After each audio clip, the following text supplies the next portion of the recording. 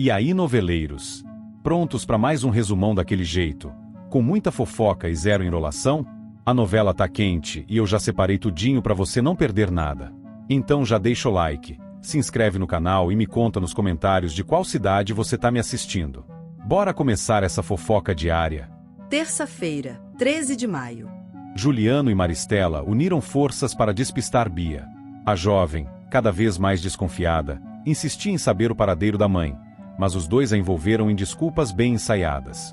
Maristela, com aquele tom frio, alegou que Clarice precisava de repouso e que qualquer contato naquele momento poderia prejudicar sua recuperação. Juliano apenas assentiu, como se quisesse encerrar o assunto quanto antes. Mas Bia não se convenceu. Seus olhos buscavam em cada canto da mansão algum indício de que havia algo errado. Enquanto isso, Raimundo se incomodava com o comportamento cada vez mais expansivo de Camila. A moça falava alto, ria demais e se aproximava com desenvoltura de todos os homens que encontrava.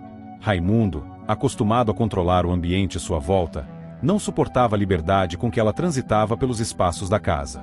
Essa moça não tem freio, murmurou ele, incomodado, depois que Camila fez mais um comentário atravessado durante o jantar.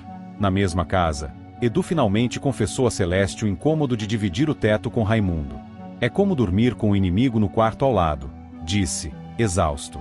Celeste, compreensiva, tentou apaziguar a situação, mas o clima já estava pesado.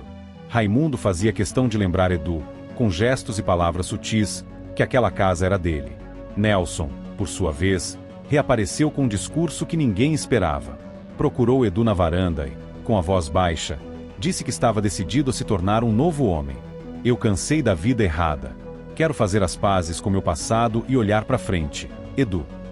O rapaz, desconfiado, ouviu em silêncio, sem saber se acreditava ou se preparava para mais uma decepção. Enquanto todos se envolviam em seus próprios dramas, Juliano tomou uma decisão arriscada. Foi até a casa de Carmen, no interior, à procura de Clarice. Chegou sem avisar, de chapéu e sobretudo, alegando preocupação com o estado mental da esposa. Carmen, surpresa com a visita, manteve-se firme e desconversou, afirmando que não tinha notícias recentes de Clarice. Juliano saiu desconfiado, mas sem provas. Clarice, de fato, estava escondida em Petrópolis e passava os dias tentando reorganizar os pensamentos. Com a ajuda de Teresa, tentava entender os traumas e fantasmas que a acompanhavam desde a morte de Valéria. Mas o que mais lhe tirava o sono era Bia. Ela está sozinha com aqueles dois, e eu aqui, sem poder protegê-la, desabafou, com lágrimas nos olhos. Teresa lhe segurou a mão e prometeu que tudo aquilo passaria. Em um cenário mais ameno, Alfonso surpreendeu Teresa ao contar que era o novo vizinho. Comprei a casa do casal italiano, lembra? Aquela com um jardim cheio de lavandas. Teresa, surpresa e levemente encantada, esboçou um sorriso. Alfonso havia se mudado com a esperança de estar mais perto dela, e isso não era segredo para ninguém. Zélia, porém, continuava movida por outras intenções. Procurou Basílio com urgência. Precisamos encontrar aquelas joias. Se a Clarice tiver mesmo sumido, isso vai valer ouro. Basílio, pragmático, prometeu ajudar, mas o interesse dele estava em outro lugar, na informação que Zélia poderia lhe oferecer sobre os planos de Maristela. A aliança entre os dois era frágil, sustentada por desconfianças mútuas. Enquanto isso, Lígia, cada vez mais envolvida com Raimundo, começou a sentir os primeiros sinais de um possível problema maior. Procurou Vera em segredo e confessou. Atrasou. Eu tô com medo, Vera. Medo de estar esperando um filho dele. Vera, pragmática, tentou acalmá-la. Se for verdade, você precisa tomar as rédeas dessa história agora. Raimundo não é homem de assumir nada por vontade própria. Lígia assentiu, nervosa. Aquela possibilidade a deixava sem chão. Em meio a todas essas tramas, Bia tomou uma decisão silenciosa. Depois de mais uma noite em claro, arrumou uma pequena mala e saiu escondida da mansão dos Alencar. Pegou o primeiro ônibus para Petrópolis, com a esperança de encontrar a mãe. Chegando à cidade, foi direto à pensão onde Teresa costumava se hospedar. Tocou a campainha com força, quase sem respirar.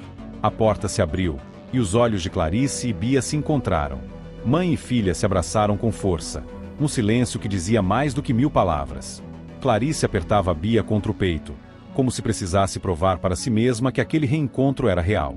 Teresa, ao fundo, discretamente se afastou, deixando que as duas se reconectassem sem interrupções. Eu sabia que você não ia me abandonar, murmurou Bia, emocionada.